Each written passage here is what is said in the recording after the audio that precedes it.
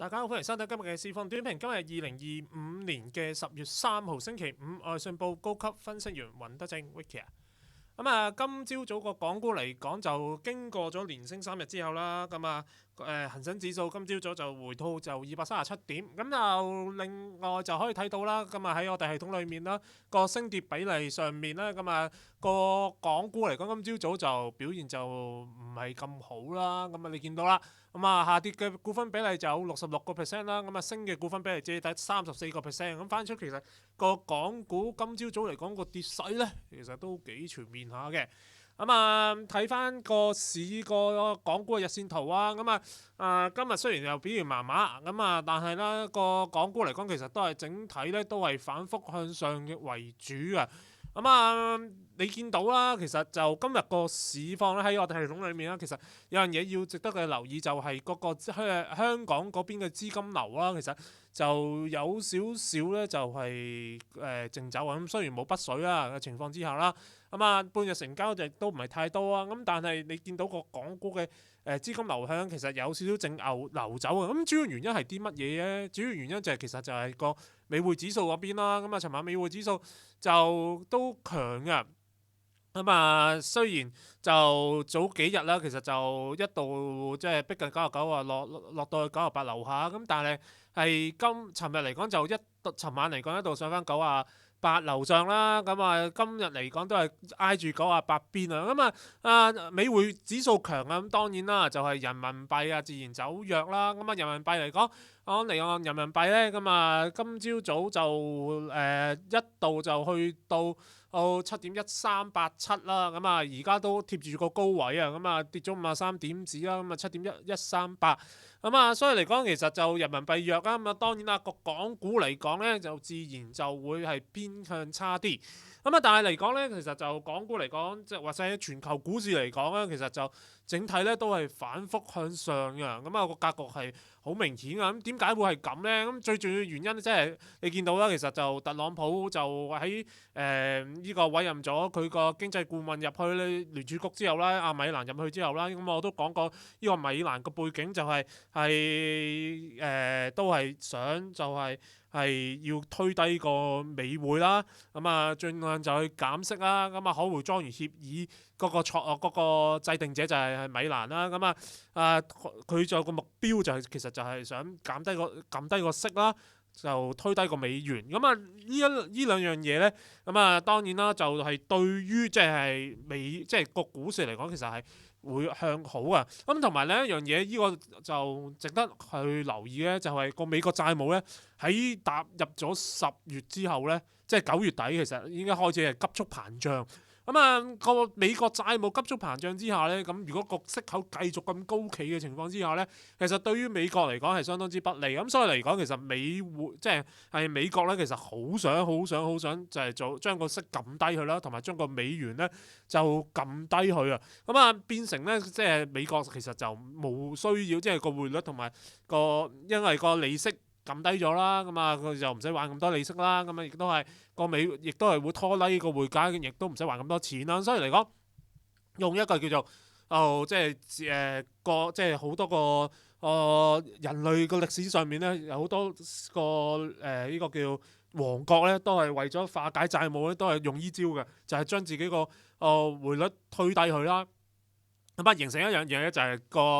個通脹咧就會急速上升，呢一樣嘢咧就我相信咧就會未來都會見到啊。頭先講過啦，其實美匯指數啦，即係未來嘅話就係隨着聯儲局繼續推低個息嘅話咧，美匯指數就會落啦。美匯指數其實而家就叫做企喺96至到98呢啲位度橫行啦。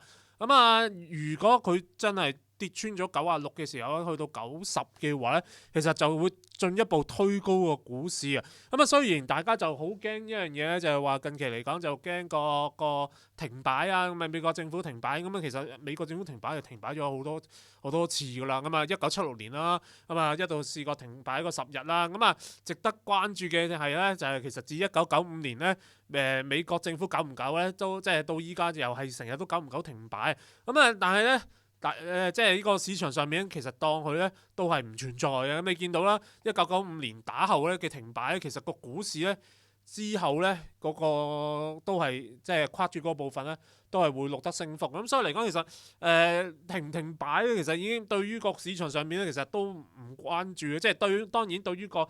政府上面可能即係少咗人做嘢啦。咁但係對於股市層面上面咧，其實都覺得係都最終都係會停擺完都會結束㗎啦。咁啊會繼續做翻嘢啦啲人。咁所以嚟講，其實就對於個股市嚟講，大家都基本上都係唔即係影響唔大。咁啊，另一樣嘢就我覺得頭先講即係第四季啦，個市況美股個市況甚至係港股市況都會反覆向好啊。咁主要原因就係其實如果睇翻啲統計啊，即係美股咧，如果喺喺十月嚟講咧，過往即係咁多年嚟講，如果十月都有創新高嘅話咧，其實嗰個美國個股市咧，十月咧回報，甚至係呢個第四季嘅回報咧，都係會有唔錯嘅回報。如果睇翻嚟講，平均嚟講啦，即係如果十月即係由1954年到2025年啦，都有即係其實尋晚都已經創咗新高啦，都話有創新高。如果計翻由1954年到2025年嘅創新高，十月創新高嘅時候咧，平均嚟講嗰個十月咧。個美股嘅升幅有1.3%，而第四季嘅平均嚟講個升幅有4.9%，咁其實個回報都係唔錯嘅。咁所以嚟講，其實個標普500指數雖然好老實講個估值咧就係天花板咁高嘅啦，22至23倍嘅預期市盈率啦。但係隨着咧即係美國政府聯儲局喺即係經濟好嘅情況之下啦，都係繼續走去減息啦。最終就會激發咗個通脹上嚟啦，甚至係令到嗰個股市繼續即係所有資產價格會上升啦，甚至係包括係股市咧都會繼續會反覆向好啦。咁所以嚟講，其實我覺得個標普500指數啦，其實就會繼續會反覆向上。雖然6700，即係阿 Tom Lee 即係一個美股大好友都話去到7000，其實我覺得唔分鐘第四季唔知去到標普500指數去到7000點啊。可能甚至係7100、7200甚至7300都唔出奇。標普500指數會繼續向上嘅話，帶動個港股其實都會繼續向上。咁雖然嚟講今日嚟講晏晝就中午收市嚟講，個港股都係跌237點啦。咁但係頭先講過美匯，如果美國係真係用減息嚟推低個美匯嘅時候呢，咁即係變相利好個人民幣啦。人民幣利好嘅時候，當然啦就會對於個港股嚟講呢，其實係有利好作用㗎。個港股嚟講，雖然今日就跌237啦，即係呢個半日嚟講，咁我覺得下面個支持位可能係喺條20天線應該有一個唔錯支持㗎。20天線而家26399，即係26400左右啦。應該有唔錯支持嘅。咁就算廿天線穿埋50天線，其實如果跌到50天線，我都覺得即係喺呢啲位咧都可以撈貨喎。撈嘅啲咩咧？咁都係撈啲科技股啦。如果港股呢邊，甚至係我偏向就係撈啲香港嗰邊啦，就撈啲呢啲叫做核電啦、核電相關嘅股份啦。呢啲股份其實都值得可以去諗下啦。美國嗰方面啦，除咗核電股啦，呢個稀土資源股啦。仲有就係呢個太空概念股啦，呢排太空概念股開始就走強啦。咁呢幾個大方向咧，其實都可以繼續諗下啦。A 股嗰方面啦，A 股咧其實都係走向呢個 theme 嘅啫，都係飲啲核電概念啦。機械人啊，其實 A 股好多機械人啦，甚至係AI 概念啦，即係富士康上市，即係601138啦，呢啲股份啦，都係同埋啲晶片設備股啊，即係我之前介紹過嘅嗰堆嘅晶片 A 股嘅晶片概念股咧，唔係中芯國際，中芯國際已經係炒得好過龍啦，甚至係華虹半導體，反而係留意下啲 A 股上面嘅呢啲叫做設備呢個晶片設備股啊。北方華創啦，特別係北方華創啦，我都講過，大家可以留意下呢啲咁嘅股份嘅。講完呢個之後啦，當然要講下個金價啦。好老實講，其實個金價就而家就短期個整固啦。但係其實就對於個港股同埋美股嚟講，其實個恆指即係個金價嗰個恆指相比個金價嘅 ratio 啦，都係持續係偏向落啦。無論係恆指對於金價啦，甚至係道指對於金價，即係意味住其實個金價咧係繼續會跑贏個市啊。隨着即係頭先講過，突然之間美國嘅債務突然之間急速膨脹啦。咁美匯指數就因為基於聯儲局有好大機會繼續減息而向下嘅情況之下呢，個金價其實就而家喺3844蚊裏面就打住個底先啦。咁喺10天線同20天線，我覺得都即係3727至到3801呢啲位打住個底先啦。第四季嚟講，其實就甚至係明年第一季上4200，其實就機會好大㗎啦。我都相信啦，就個金價咧，基於呢兩幅圖啦，即係道指金價比率啦，同埋恒指金價比率都係個金價都係會繼續會跑贏個全球股市嘅。特別係喺未來啦，即係喺佢哋個債務咁樣升化嘅時候咧，個所有嘅資產會出現資產泡沫啦，包括係金啦，會炒上去啦。而金係對抗美元嘅即係對抗濫發銀紙嘅主要嘅最有力嘅資產啦，可以咁講。咁所以嚟講，其實個金價4200，我諗係一個其實我最終其實唔係睇4200蚊嘅。但係即係因為我基於即係我今年年頭我都講過，其實就個金價由3000蚊上到4200，其實一啲都唔意外啦。咁而家其實都開始陸續都變緊現，但係4200蚊，我覺得唔係個金價嘅最終目標嘅。咁但係暫時嚟講，其實睇住4200蚊呢個水平先啦。講完個金價，講完個股市，講下啲個股。我成日想講下個車，特別係個比亞迪啊。比亞迪其實今朝早就跌咗成4%啦。你睇翻其實就啲車企啊，即係喺呢幾日啦，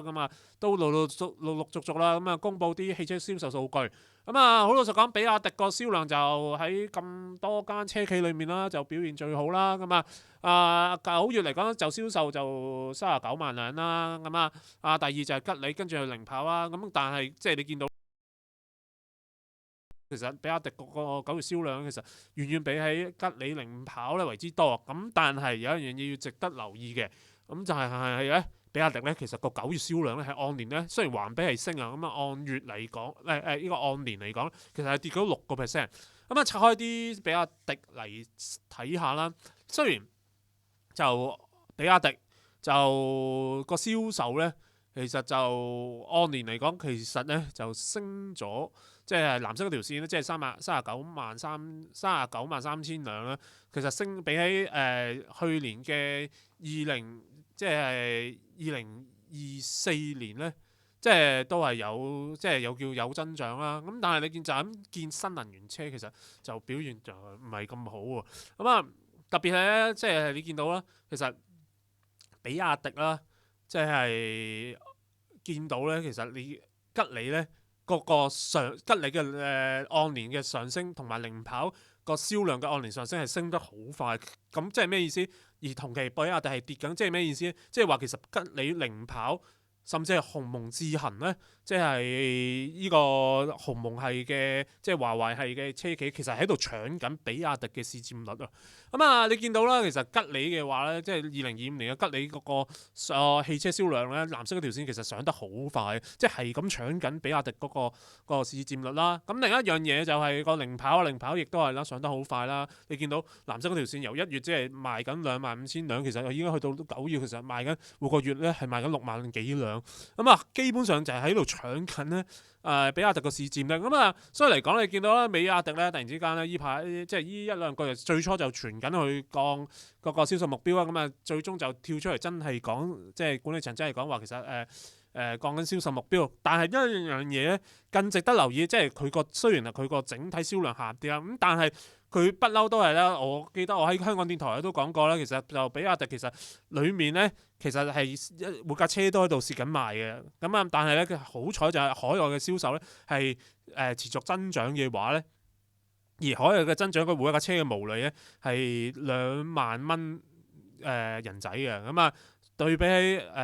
內地咧，比亞迪咧係每架蝕191蚊咧，其實係完全係開始抵消到，即係完全係抵消到佢裡面嘅蝕啦。但係咧，最麻煩嘅一樣嘢就係咧，其實如果睇翻佢最新嘅通告啊，即係8月同9月啦嘅銷售數據咧，如果睇到咧，其實新能源汽車出口嗰邊咧，比亞迪咧個數咧，其實係由8月嘅80800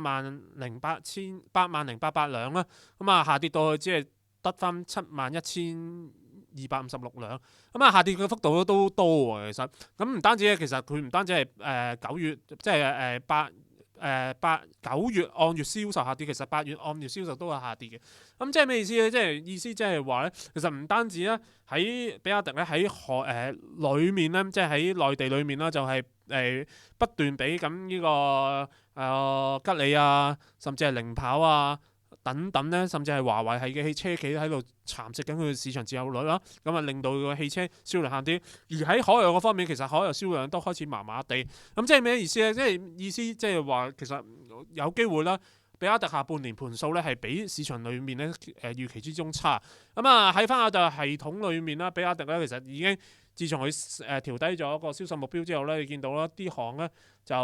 喺分別已經調低咗比亞迪嘅2025啦、2026年嘅回顧盈利嘅核心預測啦。所以嚟講其實已經係一個唔係咁好嘅先兆嚟嘅。當然而家比亞迪咧預期市盈率去到跌翻落去17.5倍啦。中位數挨近中位數17.4倍咁，但係即係稍為略為偏高。但係如果未來呢1-2個月其實佢個汽車銷量情況，無論喺海外也好啦、內地也好啦，個銷售上面咧，都係進一步轉差的話，即係意味住有機會咧，就係分析員咧就會調低比亞迪個每股盈利預測。咁即係咩意思咧？即係話有機會咧，即係而家呢個市盈率17.5倍，可能係會俾人佔高咗，可能去到18倍甚至係19倍啦。即係意味住其實比亞迪嗰個價格咧，有機會咧係進一步咧，其實而家都係處於一個比較偏貴嘅情況。睇翻比亞迪嘅股價方面啦，比亞迪嘅股價分析嚟講，其實你而家你見到啦，比亞迪喺條250天線啦，250天線而家喺111.5裏面啦，就嗰邊啦，你見到個走勢上其實都係一級一級咁向下落緊。如果就係頭先所講啦，即係吉利同埋零跑，甚至係汽車新勢力不斷喺度搶緊比亞迪嘅市場佔有率嘅時候咧，其實個比亞迪咧嗰個下跌嘅趨勢可能未跌完嘅。呢一個方面咧有機會咧，其實我覺得個比亞迪咧嗰個股價有機會咧會跌穿即係失守紅底啦，跌穿100蚊啦，可能會去到95啊呢啲水平。其實我就覺得唔意外嘅。特別係咧，如果有一個息路咧，就係佢海外汽車市場嗰方面，如果係繼續去到係咁，即係都係繼續按月下跌嘅時候咧，比亞迪嗰個壓力咧可能會更加之大啊！跌穿100蚊之後，可能去到95蚊呢啲位咧，其實95甚至係90蚊呢啲位都未必受得住。到時當然要睇下個市場氣氛嘅情況啦。但係整體上嚟講，其實如果汽車股嚟講咧，我覺得就比亞迪咧就唔係一個好選擇啦。我喺之前香港電台都講過啦，就其中一個比較好嘅選擇都係汽車股嚟講，都係有小鵬啦。小鵬始終就係有一個叫做機器人概念啦，同埋你見到好呢個小鵬咧嗰個銷售咧都係上緊啦。另外啦就係A 股嗰方面啦，A 股汽車股啦，我覺得呢一隻大家真係要密切留意住嘅嗰隻叫賽力斯啦。賽力斯就係601127啦。賽力斯我諗係即係將會係大家喺香港嚟講唔覺。但係賽力斯其實就喺華為嘅汽車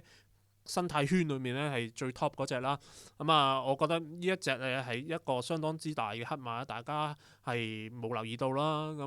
亦都係賽力斯有機會喺香港掛牌啦。但係唔知幾時啦。但係如果經過 A 股買咧，其實601127又係可以經呢個滬港通啦、深港通啦